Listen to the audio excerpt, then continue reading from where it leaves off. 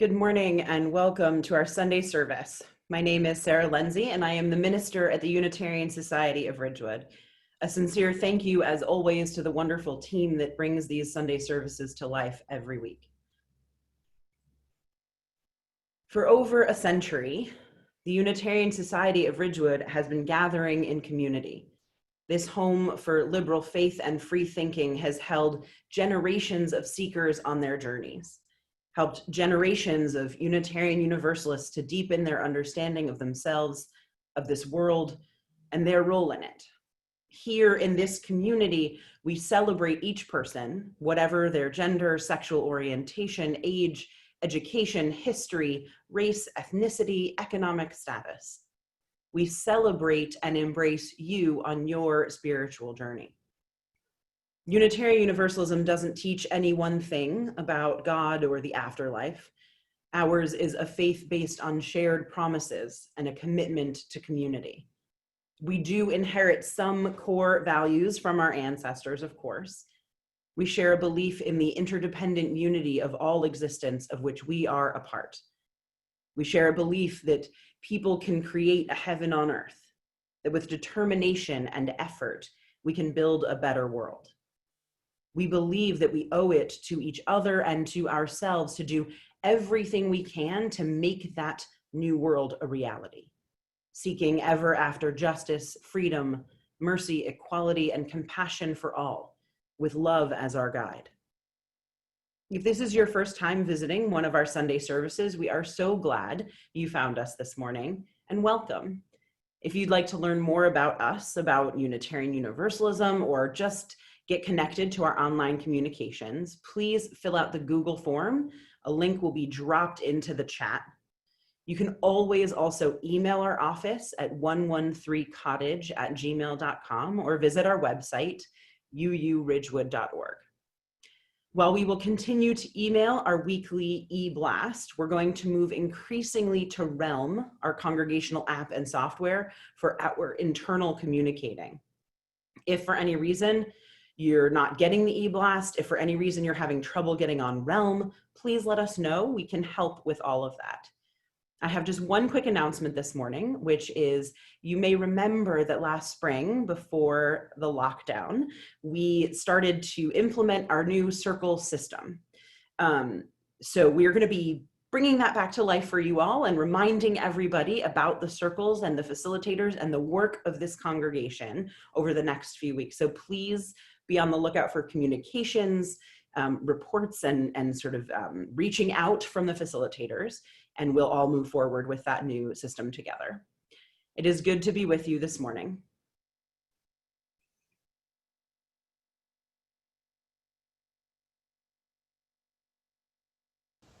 Hi, we're the Plumley Somerville family. I'm Kristen. I'm Jeff. I'm Annie. I'm Henry. We've been members of USR for almost 15 years. Please join us for the words in lighting our chalice. We light this chalice for the light of truth, the warmth of love, and the energy of action as we gather together in the circle of community.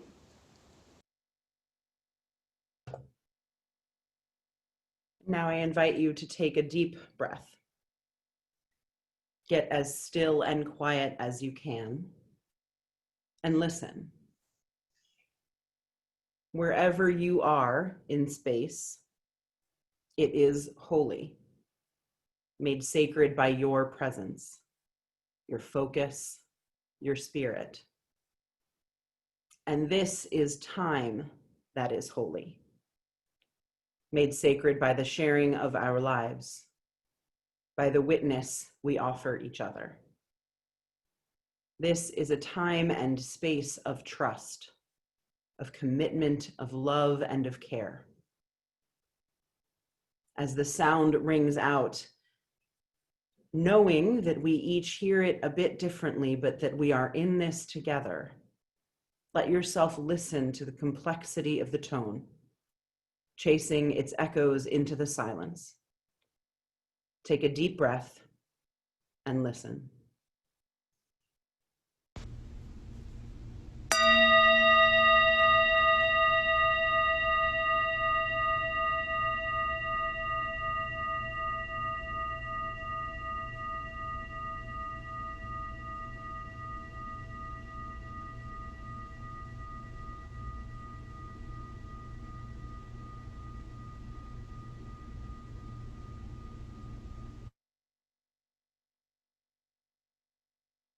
Tonight at sundown, the Jewish holiday of Yom Kippur begins. Some days ago, Rosh Hashanah marked the new year. Liturgically, it also marked the beginning of the days-long stretch known as the Days of Awe. Those culminate with Yom Kippur, the Day of Atonement, during which prayers are said and fasts are observed. Rosh Hashanah, the new year, is celebratory with sweet foods and anticipation for the year ahead.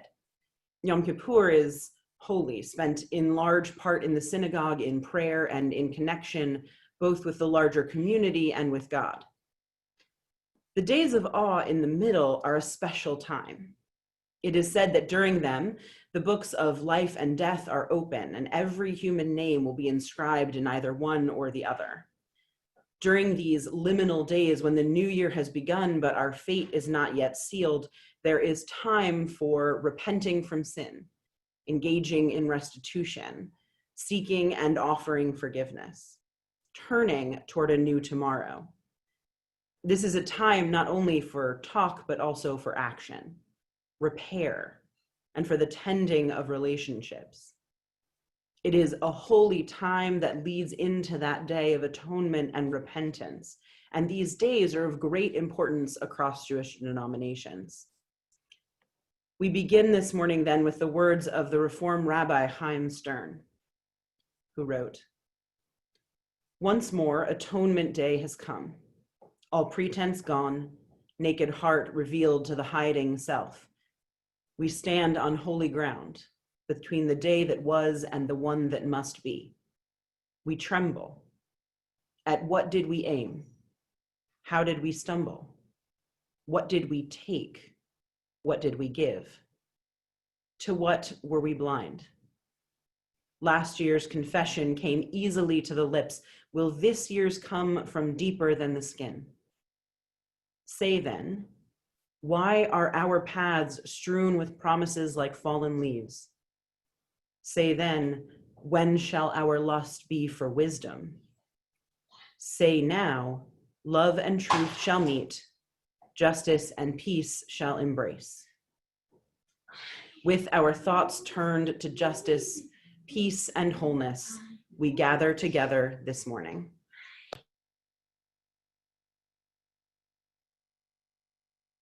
Number 218, who can say?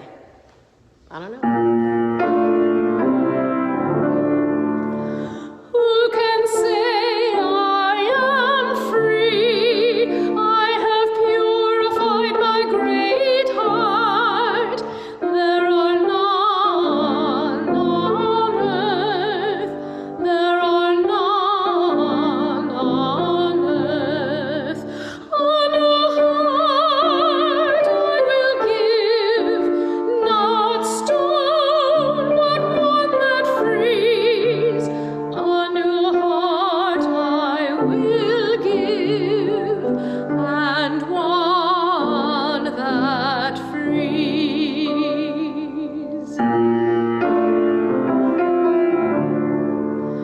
May this day make us strong, like a tree of life with good fruit.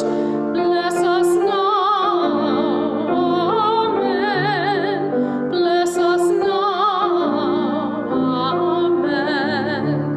May we now forgive, atone that we may live.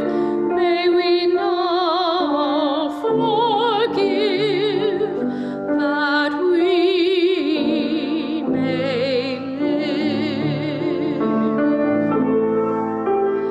Amen.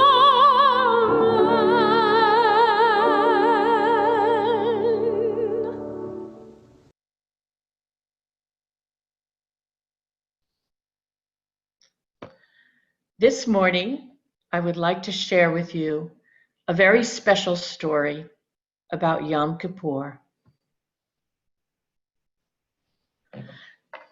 The name of our story is Sammy Spider's First Yom Kippur by Sylvia Roos.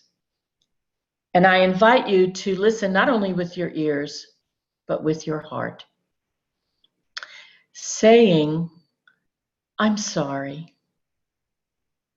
Sammy Spider was relaxing in his web on the Shapiro's living room ceiling. Suddenly, Josh burst through the front door, blowing a horn he had made at school. "Mother!" shouted Sammy. "What is Josh blowing?" "That's a shofar, Sammy. The rabbi blows a shofar at Rosh Hashanah services to welcome the new year. The shofar is also sounded at the end of Yom Kippur." "What's Yom Kippur?" asked Sammy. Well, Yom Kippur is a holy day when people tell each other they are sorry for saying or doing something hurtful. On Yom Kippur, Josh's family will spend the day in synagogue praying. Mr. and Mrs. Shapiro won't eat until services are over at the end of the day. "Will we go to synagogue too?" asked Sammy the spider. "Silly little Sammy. Spiders don't go to synagogue. Spiders spin webs," answered Mrs. Spider. Josh placed his little shofar under the honey dish next to the family's large, curvy shofar. "Can I have a shofar to blow?" pleaded Sammy. Mrs. Spider laughed. "Silly little Sammy. Spiders don't blow shofars. Spiders spin webs." Sammy lowered himself on a strand of webbing to get closer, a look at the shofar. When Mrs. Shapiro asked Josh, "How was school today?" "I have homework," Josh said. "My teacher wants us to make a list of all the people we should apologize to before Yom Kippur. Will you help me write the list?" "We'll do it after dinner," Mrs. Shapiro said. "While I set the table, why don't you put your toys away, and your ball belongs outside." Josh picked up the ball, he bounced it on the floor, and Sammy the spider scrambled up his web as the ball came towards him. Josh dribbled the ball a few more times and bounced it even harder. Sammy's web began to shake. He felt like he was on a trampoline. Josh dribbled the ball a few more times and bounced it even harder. Sammy's web began to shake. He felt like he was on a trampoline. Josh's ball took a final bounce. It hit a shelf, knocking the honey dish to the floor. Sammy's web snapped loose. "What happened?" his parents asked. Josh looked frightened. "I was playing the ball and it hit the shelf. It was an accident. I didn't mean to do it." As he spoke, he noticed two little spiders scurrying away.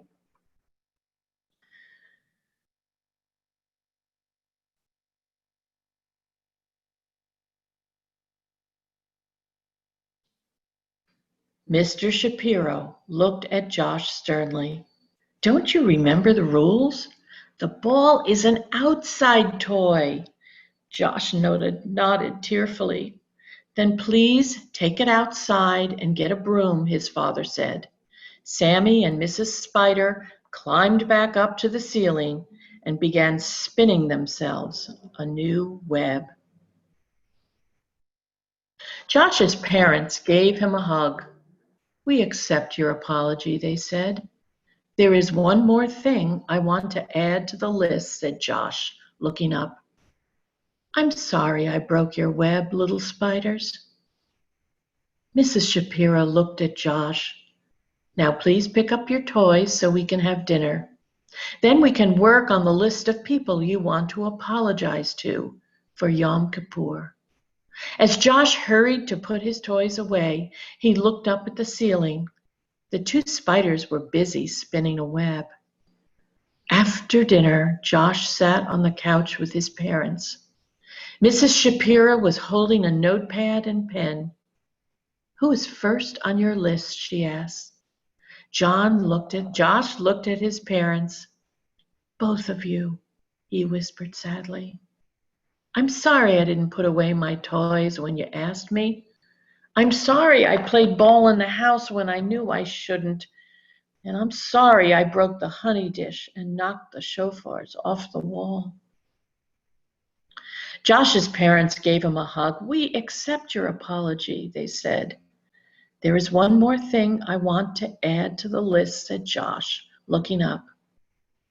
I'm sorry I broke your web, little spiders. Sammy looked at his mother and smiled. I think we should accept his apology.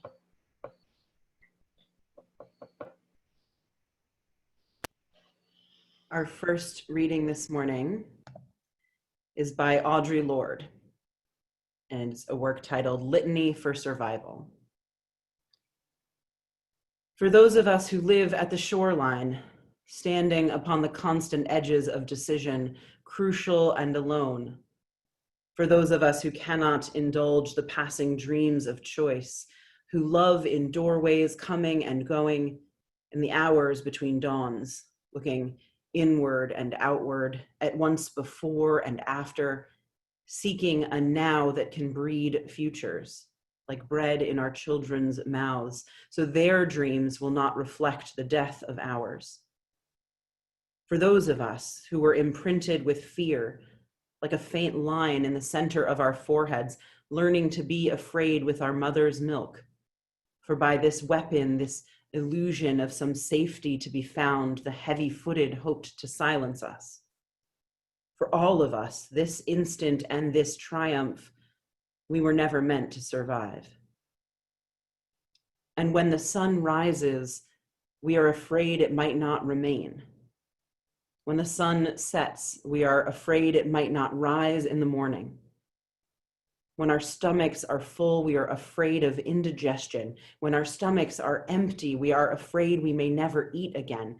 When we are loved, we are afraid love will vanish. And when we are alone, we are afraid love will never return. And when we speak, we are afraid our words will not be heard nor welcomed. But when we are silent, we are still afraid. So it is better to speak, remembering we were never meant to survive.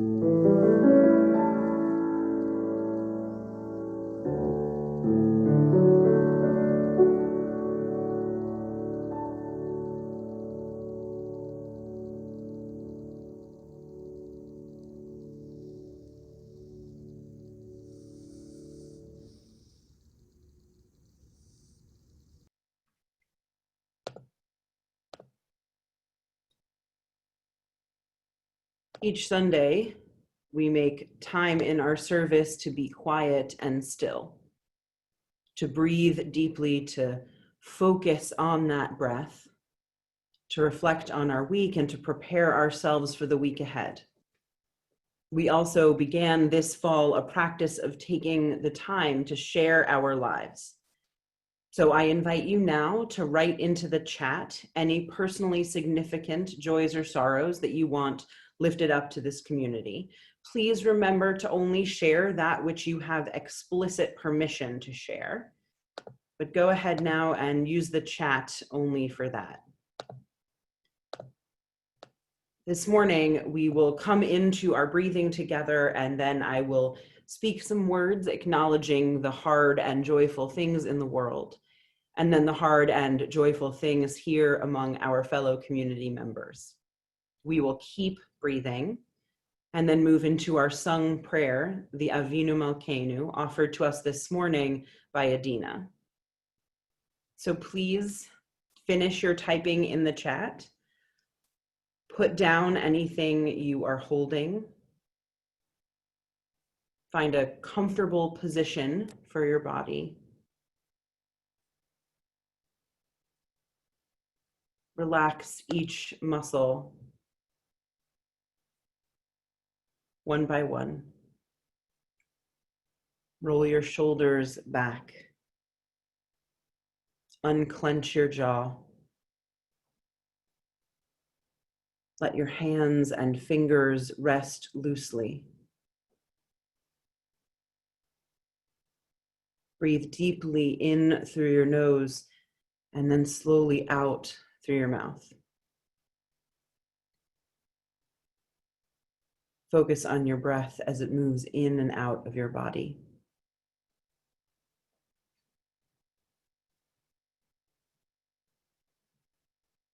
Breathe and take a moment to focus inward. Honest communication with others begins with honesty inside ourselves. Caring and compassionate communication with others begins with care and compassion turned toward ourselves. Forgiveness asked of and offered to others begins with forgiveness of ourselves. Breathe deeply. Breathe slowly.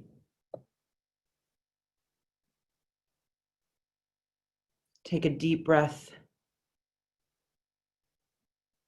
breathing into the part of you that needs your focus.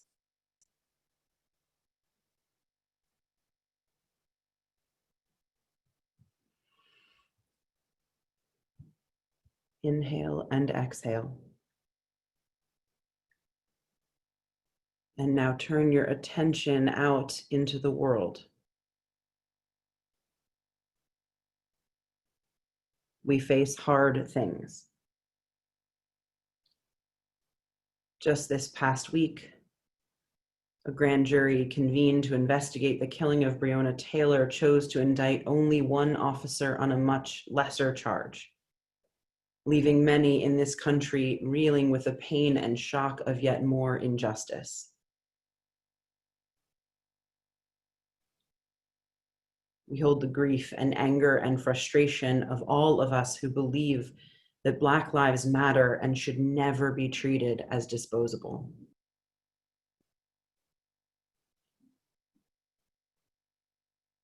This week, our denomination mourns the death of Alandria Williams. They were a force to be reckoned with, a leader who spoke truth and who loved fiercely.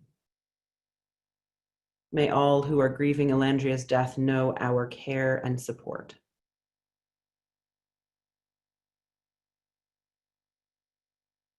We struggle too with the killing in Asbury Park of a Black man, yet another instance of excessive force.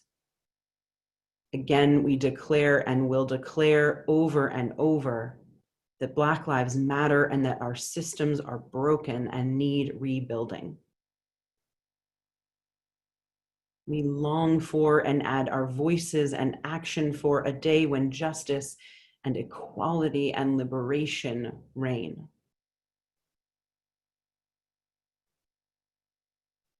This week, we continue to struggle with the death of Justice Ginsburg, and now with a proposed replacement.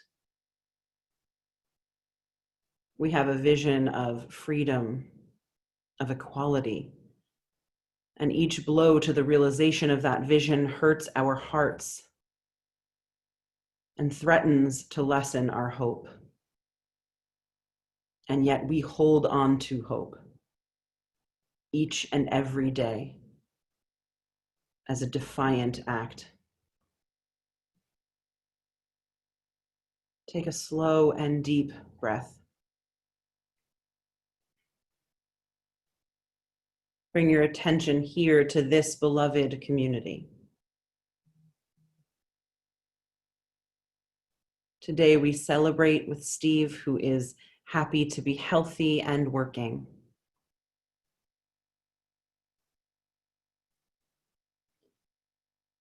We offer gratitude with Martin that his year-long yoga teacher training that had been interrupted by COVID was able to resume this week.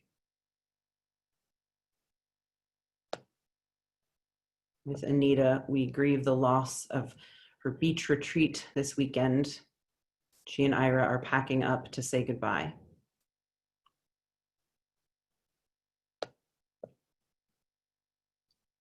With Jan, we offer gratitude for her women's group that supports each other in so many different ways.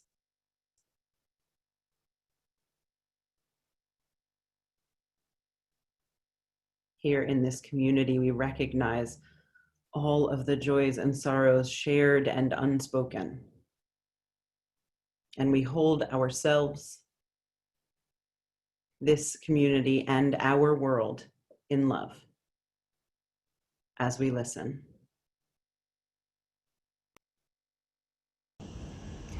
Avinu Malkeinu,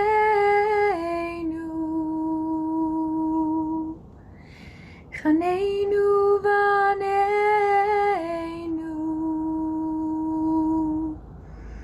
Avinu Malkeinu, Chaneinu Vaneinu, Ki ein banu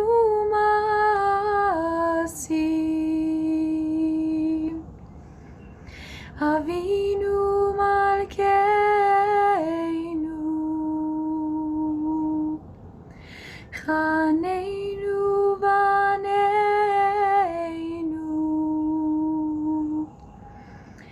Avinu Malkeinu, Chaneinu Vaneinu, Ki ein banu masim.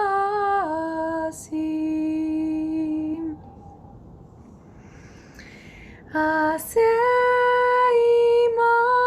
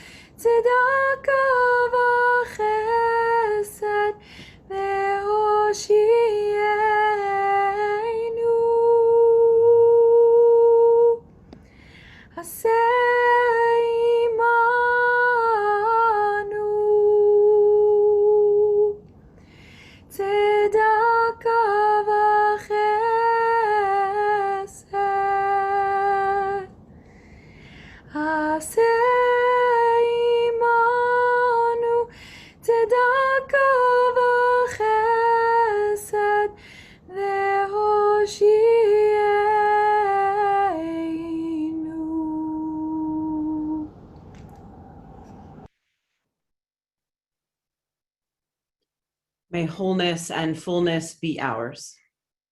So may it be.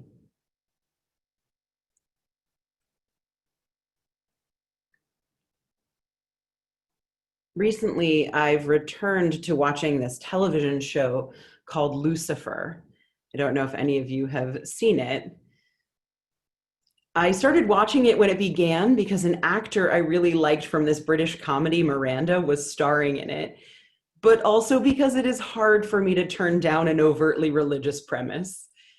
On this show, which is in some ways a simple cop show, the devil, Lucifer, comes to Earth to get away from his day job. By the current season, we're now in season 5, there have been twists and turns involving demons, angels, the mother of all existence, Eve, and many more. The Lucifer of the show is a dapper, charming character, nothing like the devil one sees, for example, in the final cantos of Dante's Divine Comedy. In that work, the devil is this monstrous thing frozen in ice, beating his wings, slobbering and suffering. This TV version wears a pocket square, plays piano, and owns a nightclub. The theology of the show is neither as systematic nor as thoughtful as something like The Good Place, but the show is fun, and it has actually made me think. While it assumes a pretty Catholic notion of hell with constant punishment for all eternity, the most recent episode I watched reminded me that the construct of the punishment is actually different in this show. So, for example, again, in Dante's hell, punishments are created in response to sins. There's a direct relationship. If you were a thief, you spend eternity having something stolen from you. In the world of this show, an individual's punishment in hell is a punishment created by their own imagination, their own memories, and their own sense of being unforgivable, unlovable. Their punishment is created from their own guilt and shame. And that struck me anew because although hell as a place of divine punishment in which people suffer for all eternity resonates not a single bit with me, hell here on earth of our own making, the hell of our own internal voices, of our guilt, our shame, our deep insecurities and divisions, that hits right at home for my theology. I grew up Unitarian Universalist, believing in hope, not eternal hell, believing that fire and brimstone are tools of fear-based control, as opposed to love, which is a tool of growth and wholeness. I grew up arguing hell is not necessary to prevent lawlessness and immorality, arguing that a religion without hell can still create moral, ethical, empathetic, and compassionate people who do the right thing. A disbelief in eternal punishment is one of the hallmarks of our Universalist heritage. Sure, some believed there would be a time of punishment, others believed there'd be none at all, but all of the Universalists believed that ultimately we would, each and every one of us, be restored to the divine wholeness from which we came. I've never believed in the kind of sin-punishing hell that stories tell us Lucifer rules over. But I do believe that we humans sin and that hell exists. Hell, as I understand it, is disconnection from our deepest values, from our communities, and from all of creation. And it's created when we drive wedges between ourselves, each other, and the world. It's created when we forget that we and everything else is at home in this world. It can be, I think, our greatest sin. Whatever your theology, whatever you believe about God or any of the rest of it, science teaches us that we humans, indeed all creation, come from the same stuff, the same materials, that same moment of explosive creation. And that when we die, we return to that, at least after a fashion. The substance of our bodies, our energy that can't be created or destroyed, it returns whence it came. Whatever you believe about souls or spirits, there is truth to our connection because of the very building blocks that make up our existence. We are undeniably part of one wholeness. From the time we're born, though, we live a life of increasing individualism, slowly breaking from our parents, forging our own path, creating relationships and connections of our own, and all the while, too often, deepening our distance from that oneness, forgetting that we are united. Our egos develop, we make decisions that are based less on unity and more on personal gain or preference. We're driven by individual need and desire. We find ourselves farther than we want to be from the values we hold dear, farther from our own deep heart, and farther from each other. For many of us, there is a realization of this, and there's pain associated with understanding our disconnection, and then we turn and we fight the battle to recover our sense of connectedness to all things. Yom Kippur is an invitation back into that connection. On Yom Kippur, the prayers are not spoken as I, but as we. We, all of us have sinned, all of us seek forgiveness. Our sins are collective. Our individual meanness and unkindness and thoughtlessness is all part of a communal kind of wrongdoing.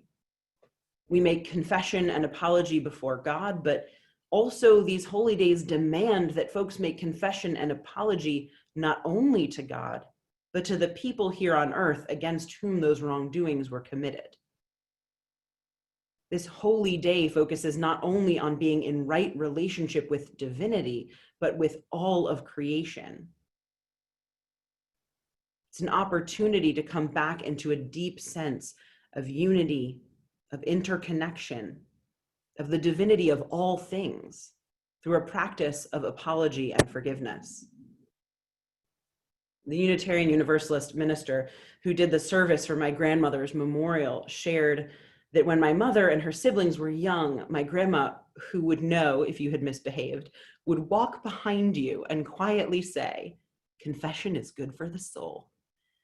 This Unitarian grandma of mine was certainly not advocating confession in any sacramental sense, but rather confession to your mother and to the wronged party. My mother tried to instill this in me too. I can remember a handful of early occasions when I needed to be coached. There was a time in 3rd grade when I participated in teasing a kid in our class, and I came home guilt and shame ridden, and my mother held my hand through calling him to apologize. Or the time a year or two after that when I told my one friend that the other had a crush on her, breaking the confidence. Once again, I shed tears, and once again, my mother helped me make that call. I remember so viscerally, and I suspect many of you do too, what it felt like to carry the guilt of what I had done. Breaking confidences, piling on to make fun of someone. I remember the feeling of hot tears of shame, knowing that that wasn't the kind of person I wanted to be, but not knowing what to do to make it right. I remember the feeling of freedom once I confessed to my mother. And I remember the fear, the heartbeat in the throat, the palms sweaty, the fear of making those calls. Confession is good for the soul, but that doesn't mean it's easy. And confession to the person we've wronged is that much harder, especially because it's only the first step. It isn't enough to say, I did this thing. It has to come with, I'm sorry I did this thing. I want to help make it better. Confession needs to be backed with apology. It's the difference between simply unburdening our guilt and actually making things right. I have learned a lot since those elementary school days about forgiveness and guilt and shame. And goodness knows, and you all know, I still make mistakes. And I still sometimes sit at home feeling guilt roll through me, tears threatening because I've said or done something that hurt someone else or that wasn't in line with my values. But I will say that these days, apologies come easier for me. I know what it means now to seek forgiveness. And I know that even if it's not granted, I still have an obligation to make as much restitution in word or deed as I can. I know I'll mess up more, but I try hard not to do it in the same ways. I try hard to learn from my mistakes. And always I know it's not going to be my last apology because I'm human. But there's muscle memory on apologizing now, meaningfully and with sincerity. And apologizing really does take practice because not all apologies are made alike. Dr. Harriet Lerner offers some excellent tips, which we're going to share on the screen, on how to make real and helpful apologies. You'll be able to see them in a second, but I'll also read them. She declares that apologies have 9 essential ingredients. Apologies do not include the word but. No, I'm sorry, but.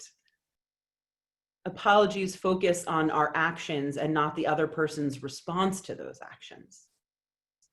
They include an offer of restitution. They are not overblown. They don't focus on blame or who started things. They demand that we attempt to not repeat the same behaviors. They do not work to silence others. They are not offered to assuage the guilt if making the apology injures or re-injures the other party. They don't ask anything of the other party, not even forgiveness. They make no demand. This to me is such a helpful list. A true apology takes all this into account, and when done right, it has the effect of lessening our guilt over our poor behavior. But more importantly, when done right, it offers space to the injured party to speak their need, be that to forgive you or to take more time or to part ways with you.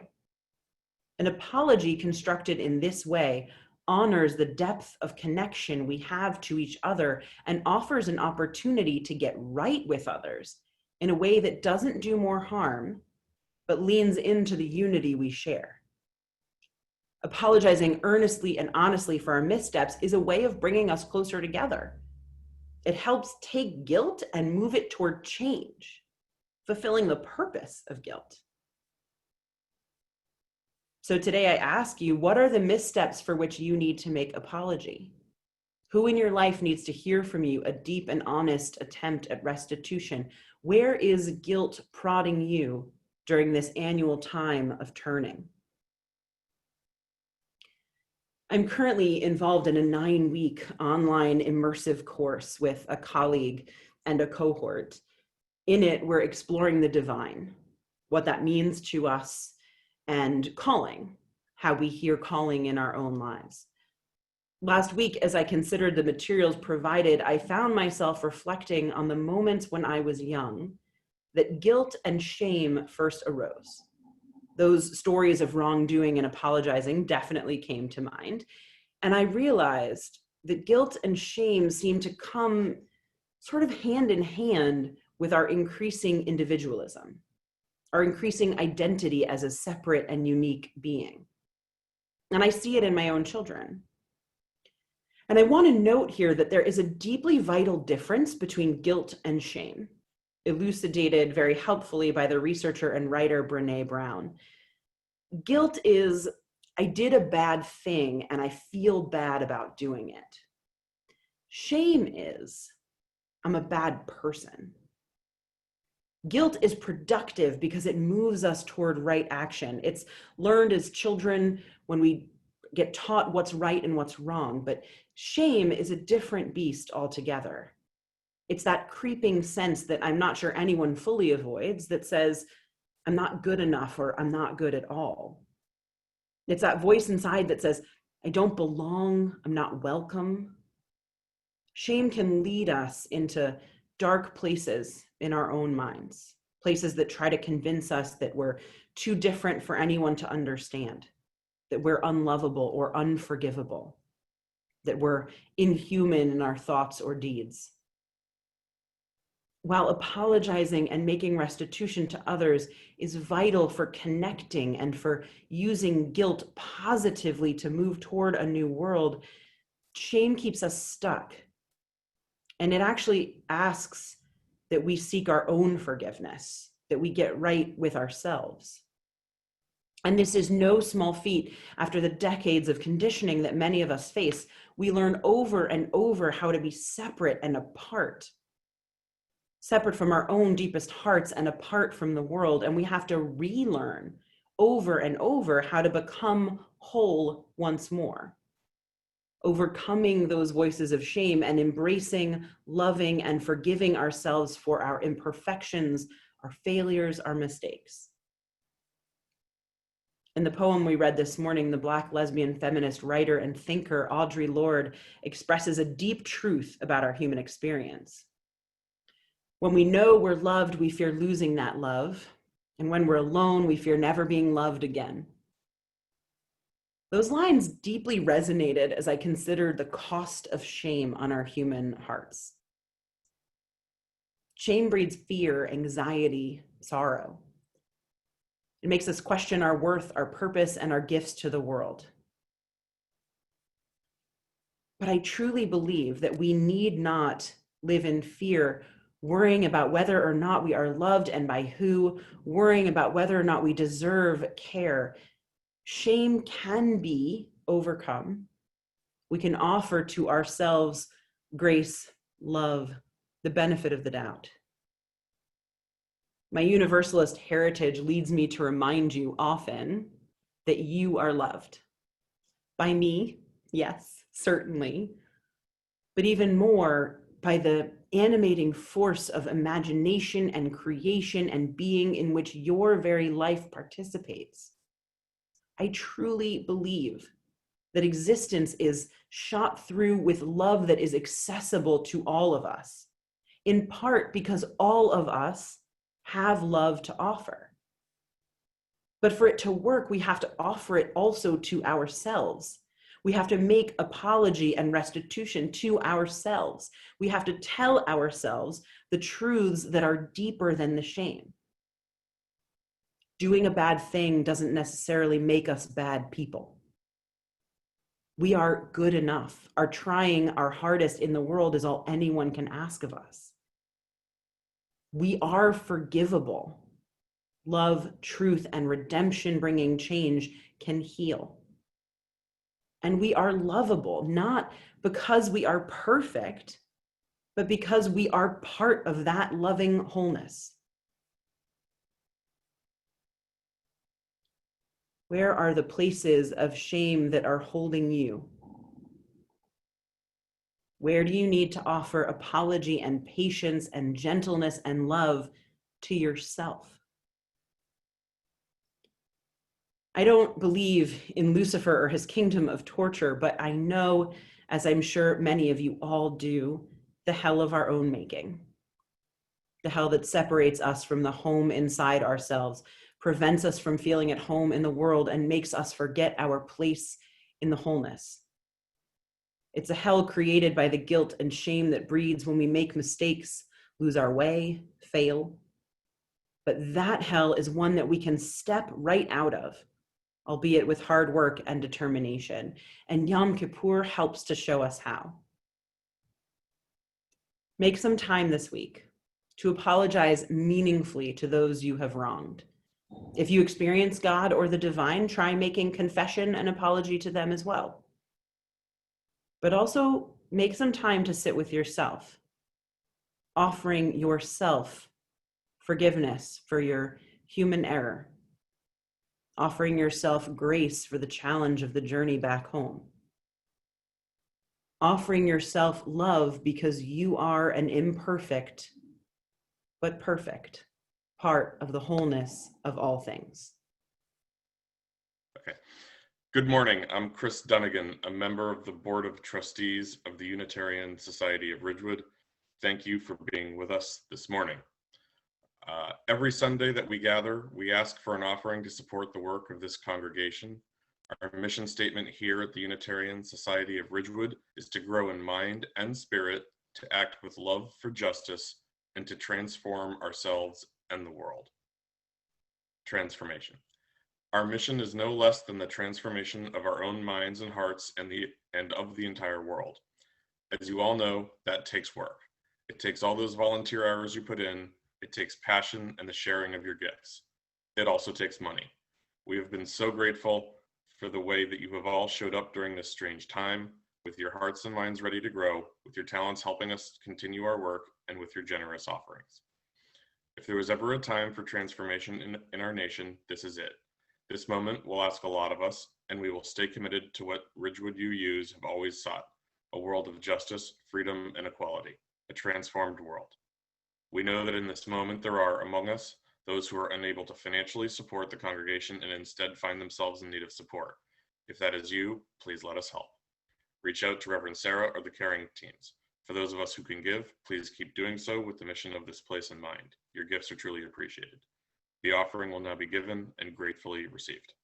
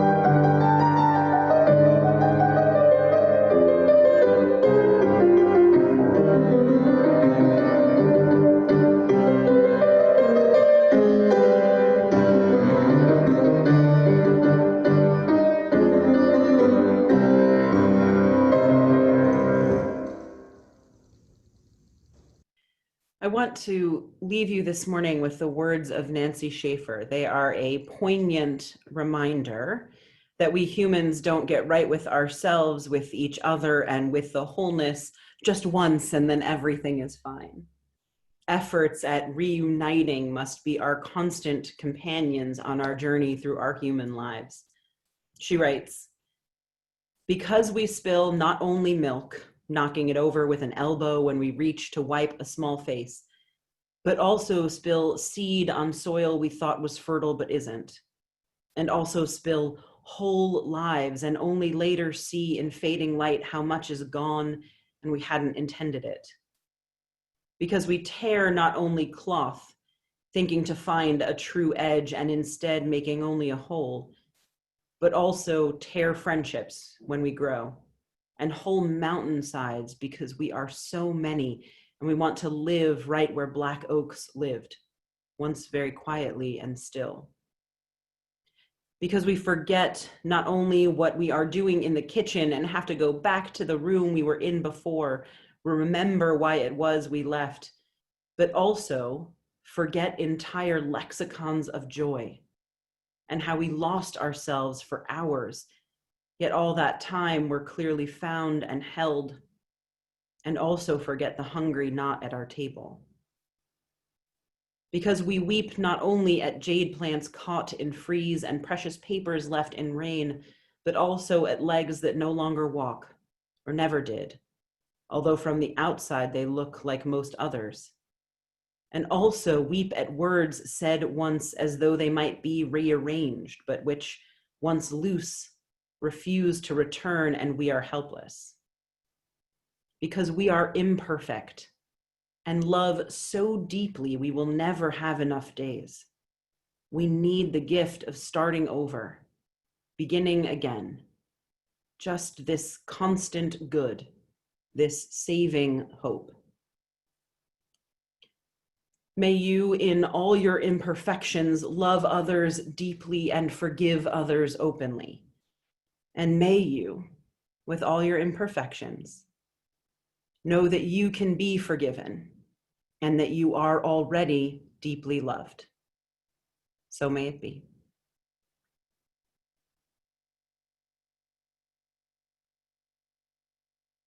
Number 34, Though I May Speak with Bravest Fire.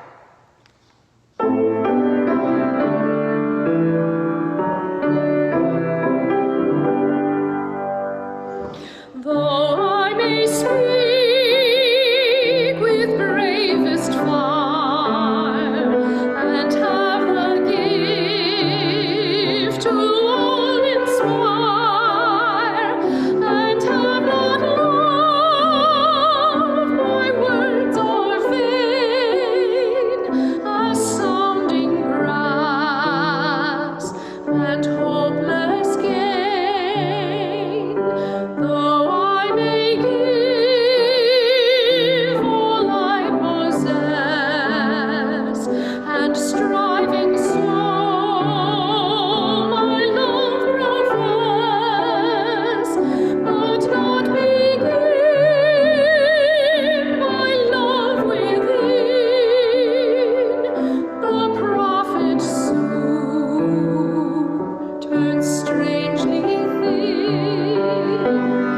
Come, Spirit, calm our hearts' control, our spirits long to be made whole.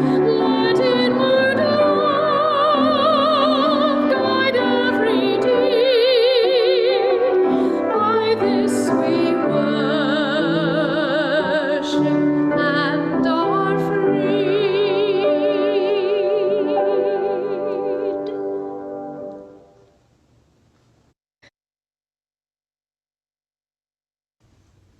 Please join us in the words for extinguishing the chalice. They can be found on your screen. We extinguish the flame, but may the light of truth, the warmth of love, and the energy of action burn bright in our hearts until we are together again.